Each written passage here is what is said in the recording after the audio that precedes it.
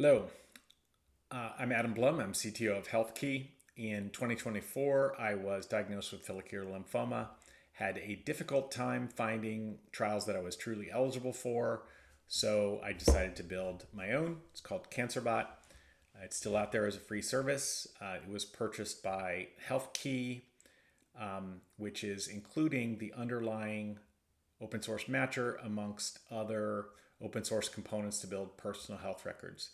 Today, I'm not here to sell you on either CancerBot or HealthKey. I just want to talk to you about best practices in trial matching. So, today, trial matching doesn't actually match trials, including the most advanced open source matchers. So, what they do is they have a vignette, not a patient record. They then say a vignette would be a description like middle aged man, otherwise healthy with follicular lymphoma with bulky inguinal lymph node. That'd be it. So short summaries of the full clinical picture. And then what these matchers do is find the top N trials, rank the top N trials. And then if the doctor labeled gold standard is within the top five, they say, okay, this is a match. Of course, it's not a match. It does not determine whether it's eligibility. Similarly, they don't rate the suitability or goodness for the patient. So we need to do something better. So the fact that we are not getting eligible matches is what's driving extremely low rates of patients signing up for trials. They could be getting better care, especially if it's phase 3 or greater trials. And of course, people could fill their trials much faster. If we could increase this, if we could allow patients to determine are they truly a match or not. So some principles that we have for good matchers are listed here. We're going to go into them one by one. B is for bot-based onboarding. Complete the record before you match. So even if you import their patient record from an EHR, it's probably incomplete. And so what we want to do is ask some additional questions to get you close to many trials, but only so many questions, generally less than 10 questions through the bot. And then that gets you close to a number of trials. And then when you see trials of interest, the bot will then ask you about additional attributes that can completely get you eligible. So, and of course, what the bot does is identifies gaps against eligibility, ask those questions, only ask the high value questions, right, that get you closest to the most trials. And so that can then help, of course, getting a full record so you can be truly eligible for the trial. So the issue, of course, is getting the structure out of the unstructured text. Attempts to just create structured trials, such as MatchMinder, CTML, just were not adopted. So what we've said is, okay, let's actually get a structured trials database for every disease. So let's extract all of the commonly used eligibility criteria from each trial and create a structured trials database for each of the target diseases.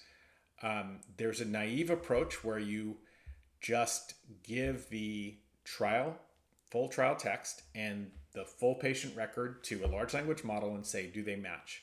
And the problem is that it misses a lot of things. It misreads synonyms. It misses criteria. It misapplies units, and the accuracy is less than 70%.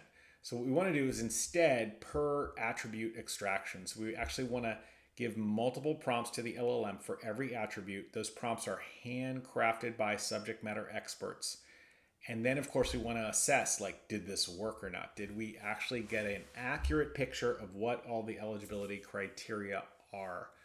And we need to do that attribute by attribute.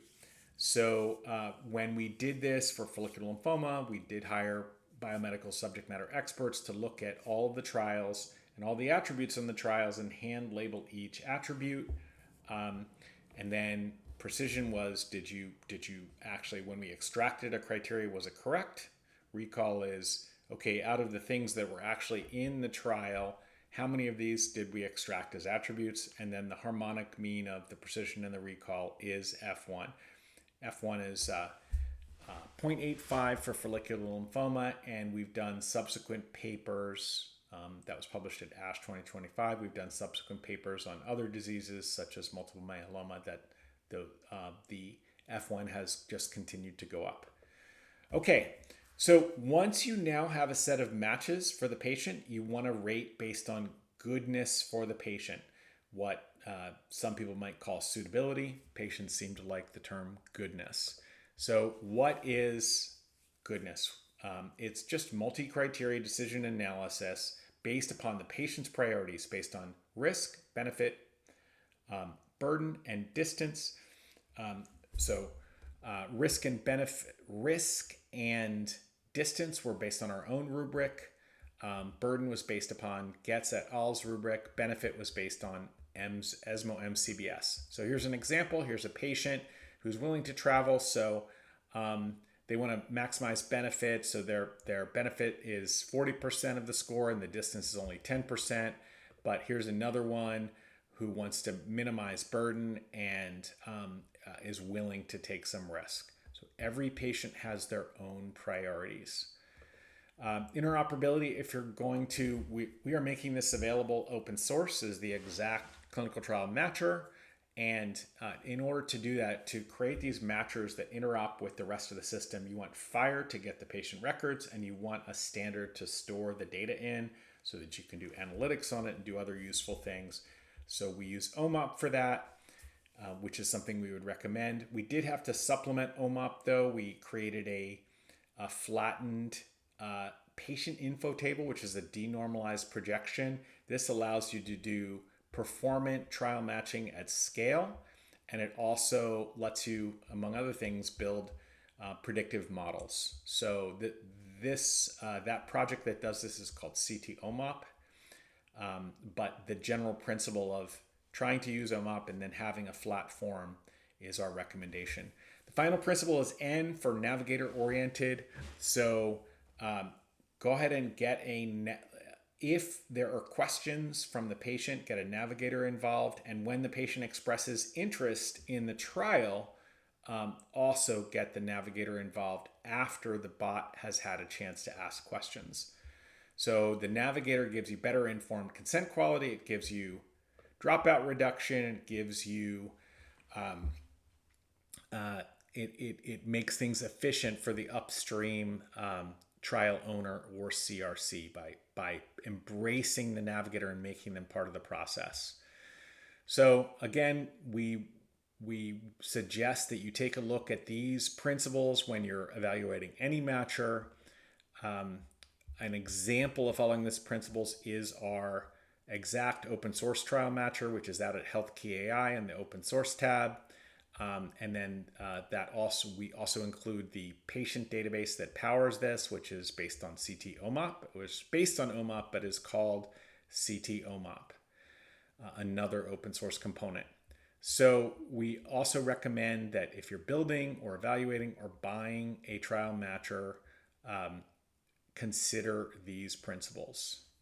So let's try to find truly eligible trials for patients that are good for them based upon their unique needs. Thanks very much.